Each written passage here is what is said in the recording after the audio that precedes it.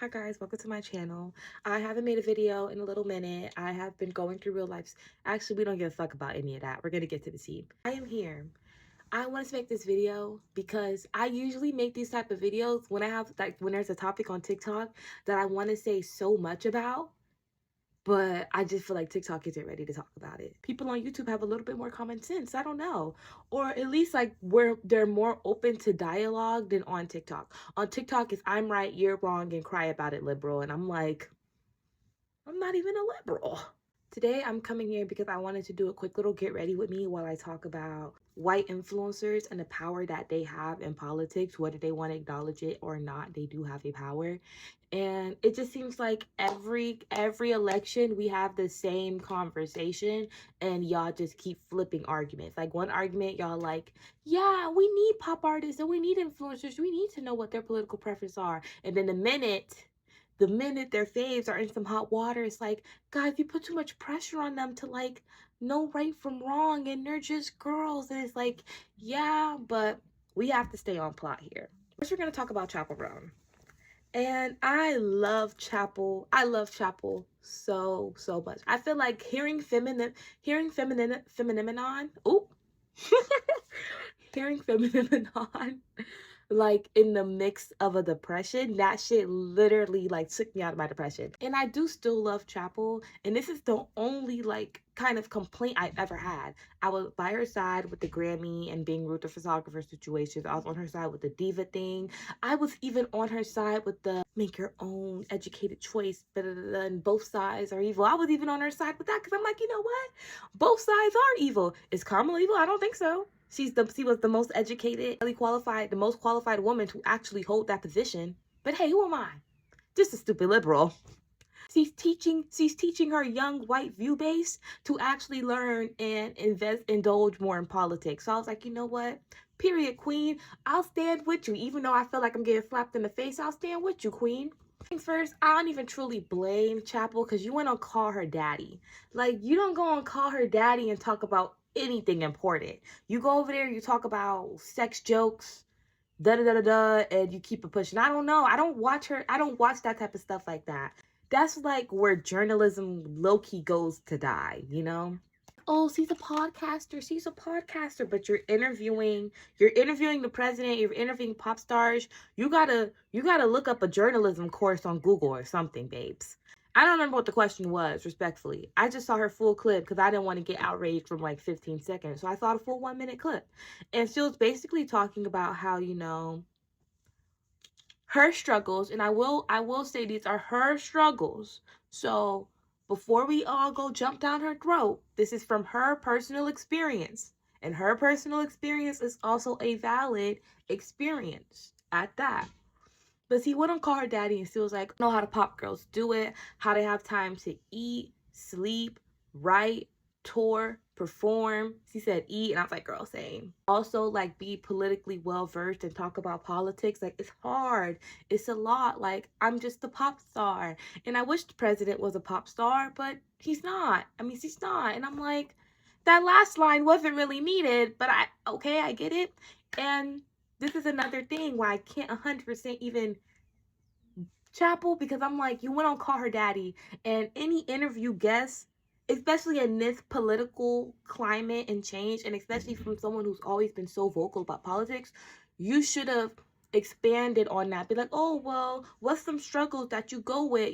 How do you, like, what are some struggles that you find, trying to be politically correct with such a young fan base or such a, Gen Z fan base? Like, do you come through any problems with that? Do you have any self problems that you're trying to work through? Like, any political or like spiritual goals that you're trying to work through to help you balance all of this? This is what you do. You don't just say, well, anyway, now let's talk about The Giver. Like, no, everybody on Twitter was going crazy, brazy. And that's when I was like, okay, let me go watch the full clip before I go crazy, brazy like them. And unfortunately, I do have to agree. First things first, we have to get one thing straight. And this also goes into the next person I'm going to talk about too. Making a comment about politics is political discourse, whether you want it to be or not. The minute you make any sort of political talk, you could be making fun of Republicans, that is political discourse at the end of the day. And you are not immune to the gravity of your words, no matter like what. I'm sorry. Like, people need to understand that words matter, and what you sit up on here and what you say on this camera and what you blast onto the internet is important. I'm not gonna lie, Chopper, you have been the one being mainly vocal about politics, and I appreciate it, and I love you for it, and it made me even defend you more for it. And this situation is not gonna make me not defend you or like hate you or anything. It's just going to, I don't hate you, but I will be like, So yeah, you're the one who kind of really went on this whole political discourse thing, talking about, gay rights and small artist rights, which I 100% believe in. And she's one of the few artists that is actually putting their money where their mouth is. If I can remember correctly, I think she like posted some sort of like campaigning for smaller artists and songwriters, and a whole bunch of other smaller artists and singers and pop stars started like matching donations and stuff like that. And I'm like, you know what, hell yeah, this is the radical change we're talking about. There's another thing that's going around with her getting a lot of hate for this, and they're like, well, she's right, y'all need to stop looking at pop stars for political conversation. And my thing is like, where did the disconnect from pop stars being human come from? At the end of the day, if I can remember correctly, we all took civics. It is our duty, as an American citizen living on American soil to be well versed in politics and how our government works. I don't know. It's like, yeah, I shouldn't be looking to pop stars for political advice. I'm looking at another human who I give my hard-earned money to. What are you doing with my money? Because I could be buying Midwest Princess tour tickets, and you're gonna go donate that to MAGA. So I need to know the person that I'm putting my money to. I need to make sure that you're putting my money that I'm giving you to a good cause. And this whole situation with Chappell has just made me realize how like disconnected from politics white people can be, because it really doesn't affect them. And that's when I made this TikTok video that I'm gonna insert. I definitely want to talk about the emergency intercom thing because I am actually a fan of them, but I want to come back with a little bit more thoughts. However, I will say, even if it was a joke, if y'all watch the Upstairs Neighbor podcast, shout out them. And that's why I will forever love and support them two little black girls on those two chairs. But whenever they bring up anything social, economic, or even with like self, they always make sure they clarify what they're doing, why they're talking about. And even if they make a joke about something, they still back it up and talk about the importance of being educated, of standing up for marginalized communities. And some of y'all influencers can't get it. At the end of the day, and this goes to Chappell too, you too, girl, because I got a video about that. No matter how left or liberal you think you are, I don't even care about those words no more, because half of y'all will never be decolonized. Half of y'all can never disconnect the way that other people of color can, because y'all have never truly seen struggle and truly seen. Listen, are you on? Like, for real, what the fuck are you on? Like, what medicine do you take? Like, oh, y'all don't be going through struggles for real. Like, y'all don't be seeing the things. Y'all see it maybe through Twitter, but y'all aren't living it. And that's the problem. You guys are disconnected from the real world.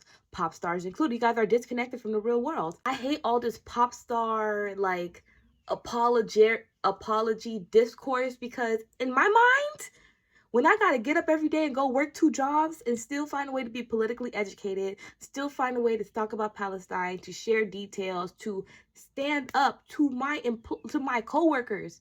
My coworkers, I live in the South, in Georgia. You know how many Donald Trump signs I see? And do you know how many times I've had to get into almost fireable arguments over it?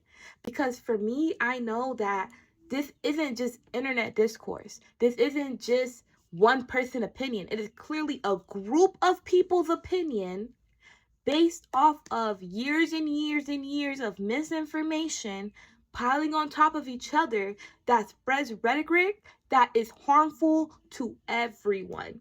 And throughout these past 2 days, I've been bringing up a lot of bell hooks. I've been loving bell hooks.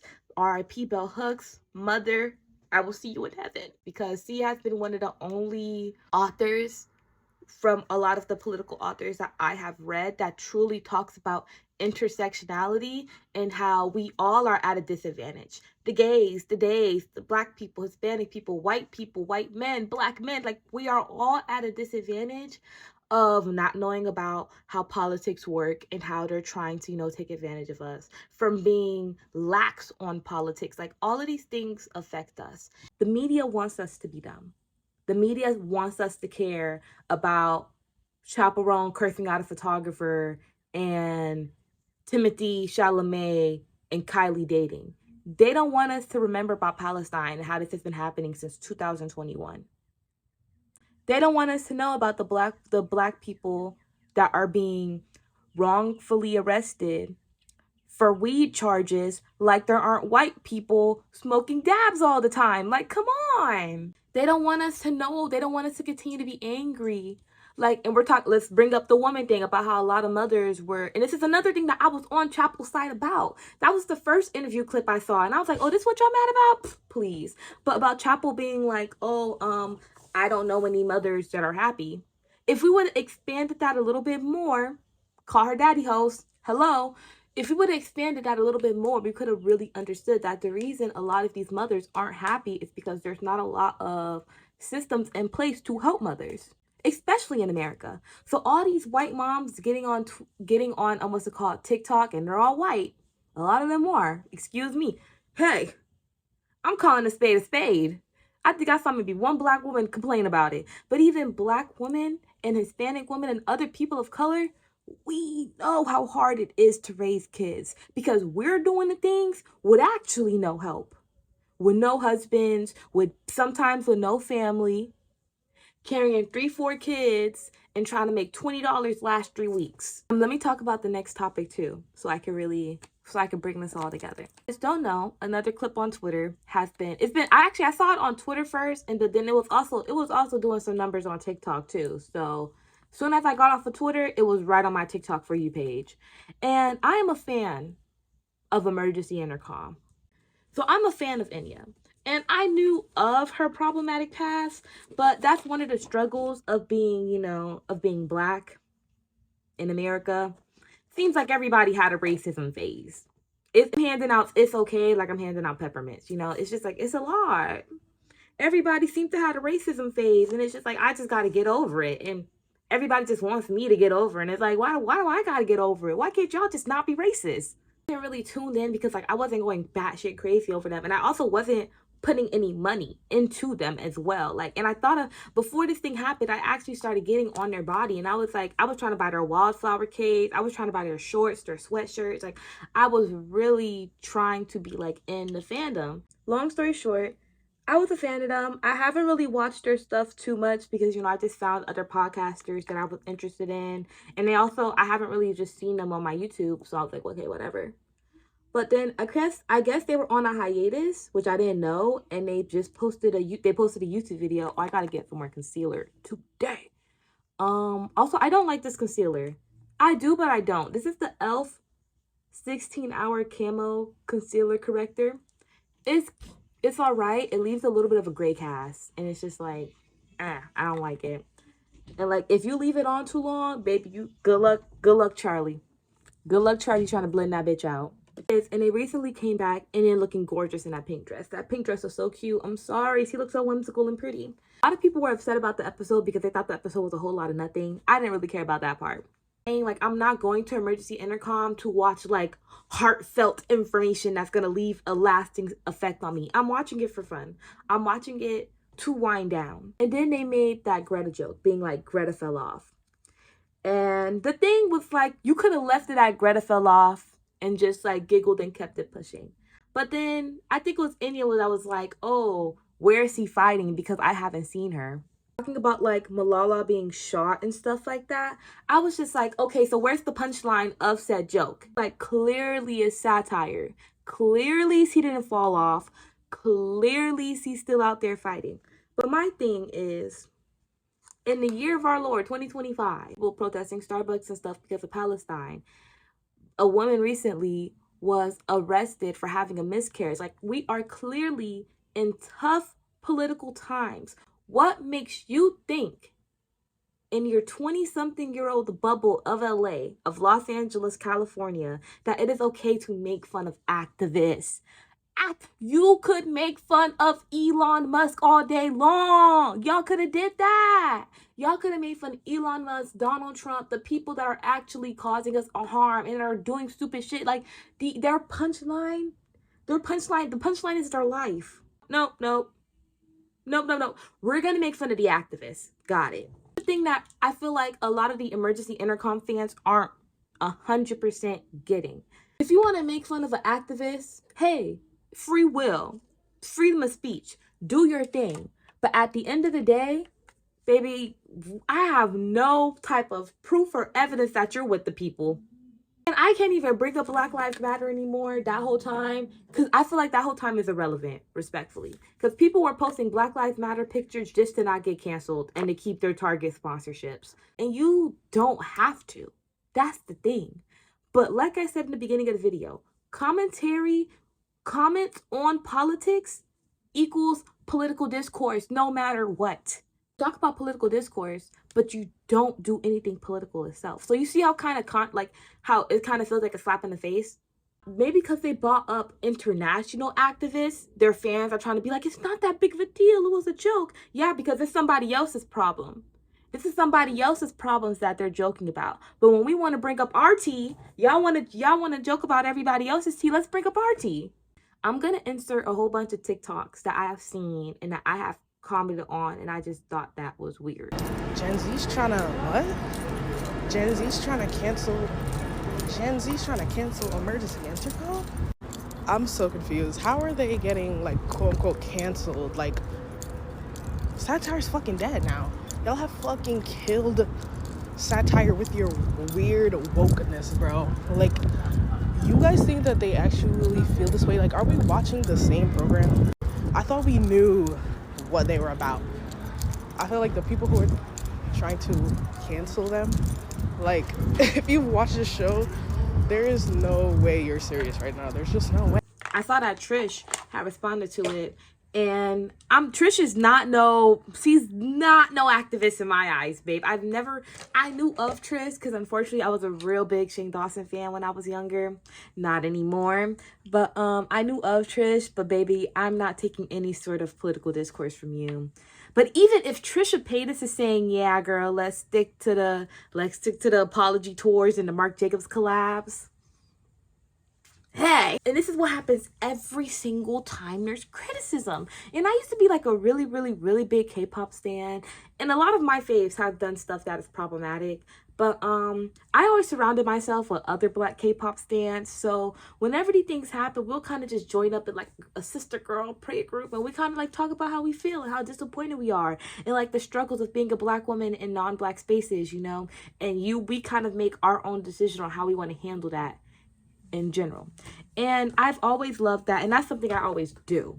Sometimes, you know, people can drag a dead horse, and I'm not one to ever hang on to that type of anger, because it doesn't do anything for the cause. I just always got tired of whenever these sort of things happen, we give more sympathy to who it happened, who said the bad thing, versus the people that they affect. And it made me think about this tweet I saw on Twitter. I don't remember the exact words, but it was something along the lines of, people who called me the N-word or called me a blackie in middle school expect me to forgive you now. Like, no, that's not how it works. And that's the truth. Like, just because you maybe could have made choices or you maybe could have changed as a person, that doesn't get rid of the hurt of the communities that you affected. How many of your Palestinian viewers probably would have saw that and was like, Greta, the same woman who has been vocal about Palestine since day one on the front line, and y'all have been on hiatus for a month and probably haven't even talked about it? Other international viewers hearing you talk about Malala, knowing that they still don't have a proper education. You get what I'm saying? Y'all fans, the fans, a lot of them are young, are just trying to like give them more leeway. Like, oh guys, it was a joke. It was a joke. What about the people they affected at the end of the day? Not all telepathically deciding that we're going to hate India and Drew. That left a bad taste in everybody's mouth at the end of the day. This is the effects of the words that they said, and they could have easily cut that out. How many like edits? Y'all have editors. Y'all have people. Y'all have Kai there. Y'all could have easily edited that out. So this is the consequences of your actions. Cry about it and tell your fans to cry about it too. The main thing, it's either people that are mad, people that are defending them, or the people that are in the middle. You know, the people that never want to fight when it's time to fight because they have so many concerns and shit, and they always want to think about their feelings and da da da da. But they were talking about, yeah, I know what they said was bad and should be held, you know, they should be held accountable. But at the end of the day, we need to stop looking at influencers and stuff for their opinions. And then there's the fans that are like, oh, it was just a joke. And then there's the people that are actually mad, where it's like, yeah, y'all are saying it's a joke, it's a joke, it's a joke. How many jokes do they have how many insensitive jokes do they have under their belt? I mean, when I was looking at TikTok videos, I just saw a compilation of Drew saying the N-word. He was 16.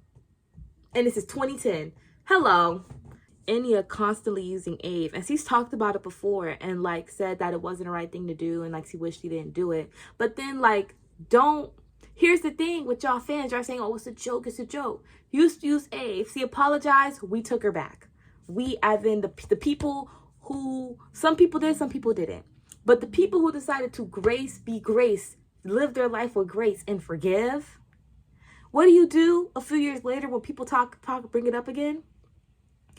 People were like, it was recently in a podcast episode where somebody was like, oh, you're making fun of it, but girl, that was you like 10 years ago. And she was like, okay, and that was another slap in the face. You get what I'm saying? How many jokes do they have under their belt? And how many jokes are we going to keep letting slide? If you really feel sorry about, there's some things that I've done in the past where I feel sorry about.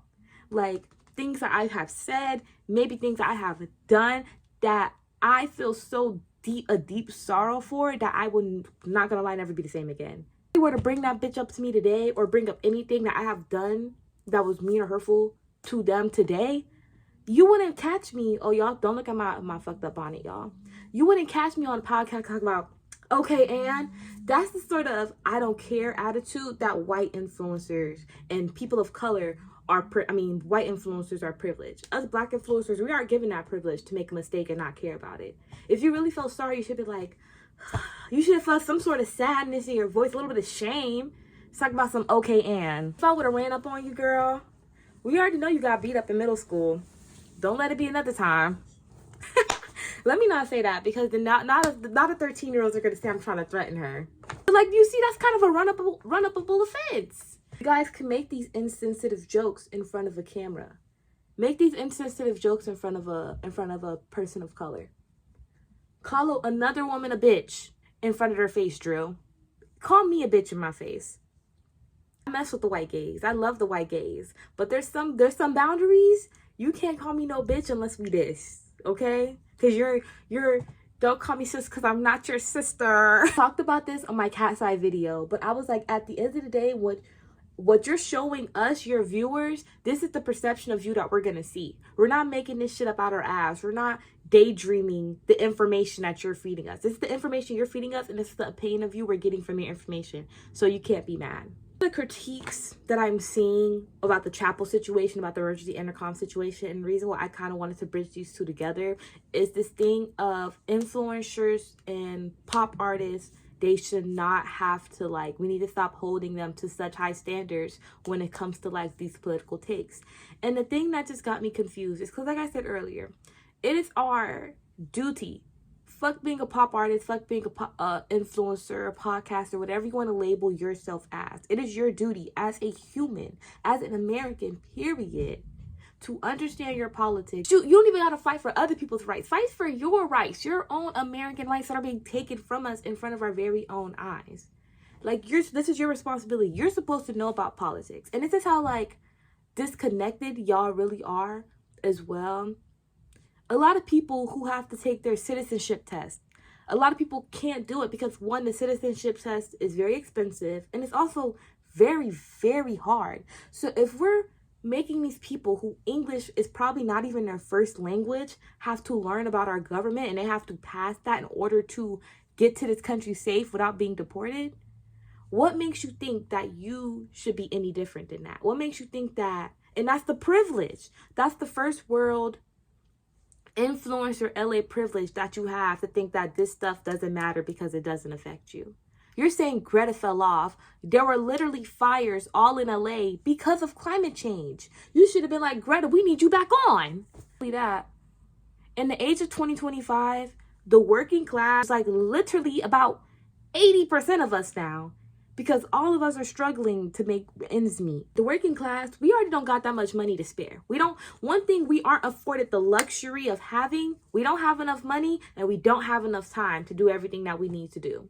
Because half of our time, we're spent working. So those 2 hours a day where I want to sit down and relax and watch a podcast, I want to make sure that one, I'm supporting people that have the same moral values as me, because I'm giving you something as a viewer that I cannot get back, and that is my time. And if you're spending money on them, money.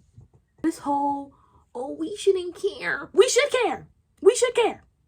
Stop being dense and stop being stupid. The other thing too that I also wanted to bring up as well.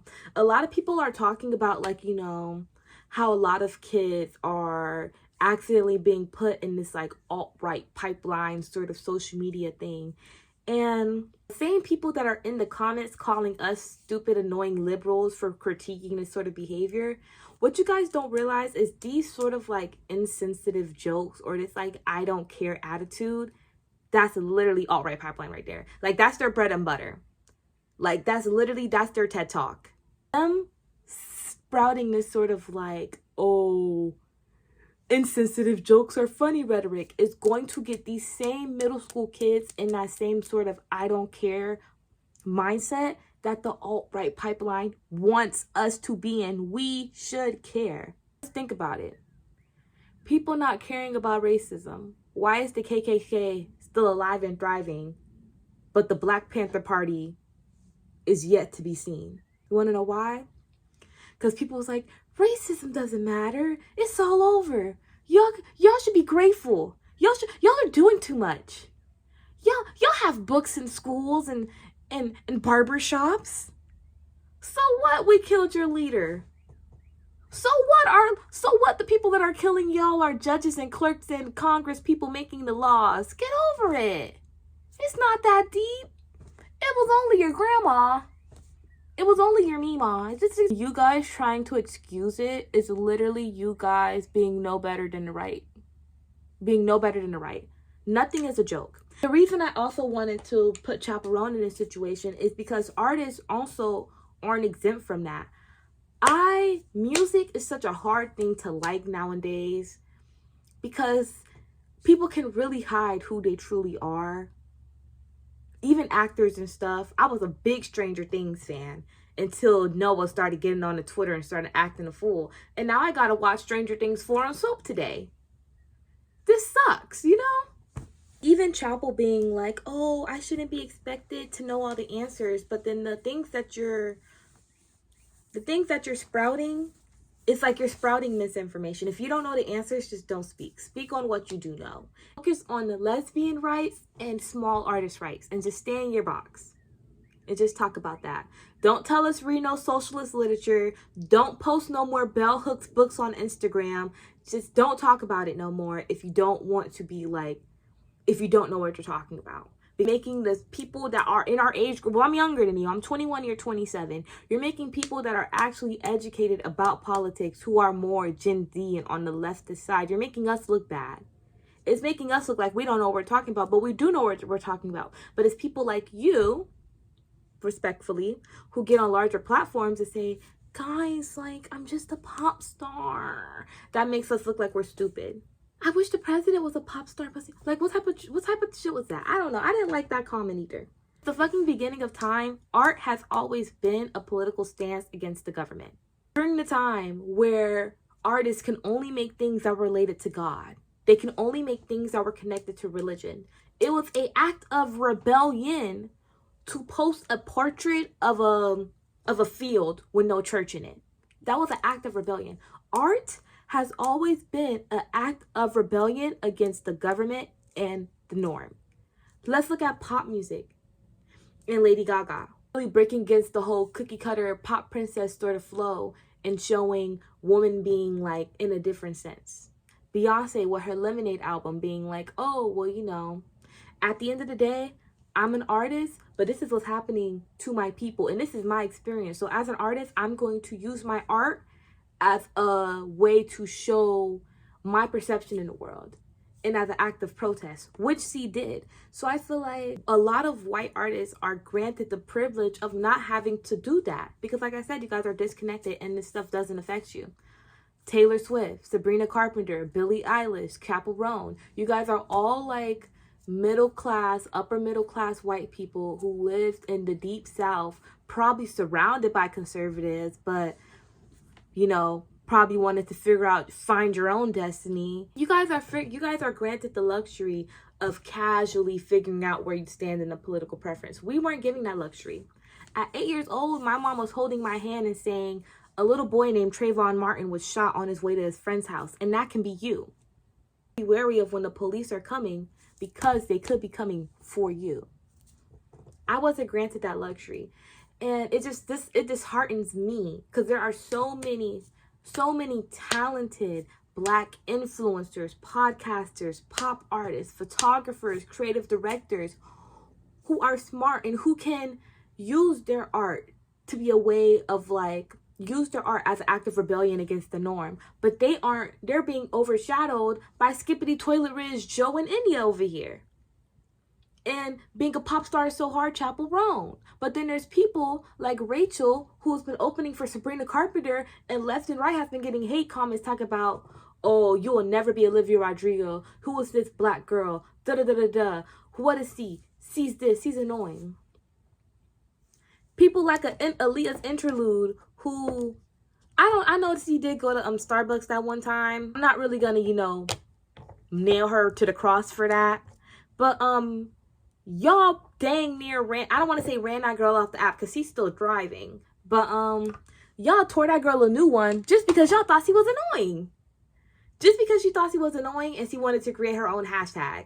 Like, bitch, if I'm famous and I want to see all my fifth, I'm gonna create my own hashtag too. It just frustrates me because there's so many Black artists who put their life on the line to make their art an act of rebellion because they have to. Because this doesn't go away. There's no amount of white drag makeup you can put on this that will make it go away. Because we have to, because this is our lives. These are our grandmas, our uncles, our aunties, our cousins that are being slain on the streets and disrespected. These are my friends, my co-workers, my peers who are being deported for no reason in a country that they helped build. It's so annoying to see this type of shit happen because this is exactly why Black women, we are kind of tapping out of politics. Not in the way that y'all think we're tapping out as in we're just not talking about it, or we're talking about it. Too many people died trying to silence us. So I'm going to be very loud in my discomfort. I'm going to be very loud in my outrage. But at the end of the day, I won't be the first stone to be thrown. And this is why. Looking around like, who's gonna do something? Who's gonna stop it? And when y'all found out that we weren't going to stop it, suddenly it's so hard and the responsibility shouldn't be put on me. The responsibility should be put on y'all because y'all low-key started it. I'll sit here and y'all say y'all have our backs and y'all do this, but then when it's time, and I'm just saying I'm saying we as in every marginalized community that has been affected by the same sort of being white and rich is so hard type of influencers. Y'all say y'all got our back because y'all want our support that we give y'all. You'll see solidarity. That's what y'all want. But then when it's time to actually get in the paint, when it's at Chappell, when it's time to actually be political, when you're starting to get the backlash from it, suddenly it's too hard. When there's Black activists who I literally had to flee the country. There are artists, pop artists, white pop artists who are blacklisted from the music industry from being vocal. But you just don't like the consequences that you're getting from being politically vocal, the backlash of it. And now suddenly y'all are backing away and it's just annoying. This is the last thing I'm going to say. Criticism, and I've had to say this so many times on TikTok. Criticism does not equal being canceled. Okay? I don't even know who created the word canceled, but can we create a different word instead? Like, I don't know, because even everybody who has truly been canceled has never truly been canceled. We're not pulling our discomfort towards y'all comments out of our ass. Like, we're not making this up. This is something that y'all said and it's making us uncomfortable. And you want to know how this can go easy? and that what y'all fans do not understand, this can all be avoided if the person who has the criticism against them comes out and speaks on it. Because that's all we want you to do. That's the only reason we're commenting. We're not commenting because we want to see what silly bad, well, we are, but we want to see what user 6113 also has to say. We're commenting because this is how we feel, and we need to express it because something isn't right. And we got Chappell Roan with your criticism of like your political takes and not endorsing Kamala. When see was the obvious choice. There was no research to be had. It was keep your rights or get your rights took. And you said, guys, I think you have to decide how many rights you want to be taken. You can go over here. You might take some, because you know a lot of her fan base are white queers. And a lot of them are starting to become a lot straighter too. Board of Education doesn't affect us because we're on our daddy's trust funds. Our books, African American books, Hispanic books, Palestinian books be taken off the bookshelves as banned books. That's not our problem. Research if you really care about that or not. And they always white. It always be the white people, and they always go in this bucket that I called liberal when they want to bucket. Oh my gosh, she's so slay. She's a diva. You want to know who's in this bucket? Taylor Swift, Billie Eilish, Emergency Intercom, Chappell Roan. There's probably a few more. Let me know in the comments who else you think it should be in the liberal when they want to bucket. Y'all didn't get on y'all platforms or y'all make songs talking about the fans take everything I say so literally. It's so hard to be a pop star, and it's like, no, we're just giving you criticism for your sketchy behavior. We're not trying to hold you to this higher standard. We're holding you to the standard that we're held at as humans as well. We're not trying to cancel them. We just want to know, like, we're just asking you, what did you mean by that? That's literally, what did you mean by that? Okay. Now for the solution, because I hate people that get on this app and complain, but then don't give us a solution. So that's what I'm going to do. I'm going to speak for me and my house. I'm very, very tired of not properly having representation in media. I already don't have enough representation in media myself. So when I try to find bits and pieces of myself in a lot of these white influencers, it always seems to bite me back in the ass. So I'm just like, my solution... One, I just stop supporting people that don't have the same moral values as me. I don't have to worry about being cost sensitive. I don't have to worry about if my faves even truly fuck with me or not. If I just don't support people who don't align with my morals. And I think that is what everybody should be doing. But I guess that makes me a sensitive liberal. Hey. Then maybe this is why we got the orange guy in the office. Because people just don't care enough. I think in this political climate, we can't afford not to care. We can't afford to make jokes anymore. We took so many things as jokes that now these jokes are starting to play out in our real life, and it's a problem. I did a TikTok talking about the Upstairs Neighbor podcast. I love their podcast. They're fun, they're silly, but when it's time to like talk about political issues, if they don't know what's going on, they don't talk about it. And the stuff that they do know going on, they speak on it wellly, and they have a production, I think it's a production assistant who sits there and like corrects them, looks up the information to make sure they're right and stuff like that. If you want to actually get in the political paint, start surrounding yourself by Black and POC and Palestinian and LGBTQ creatives that are actually vocal about their experiences being a POC. Support Black creators that don't talk about the Black experience.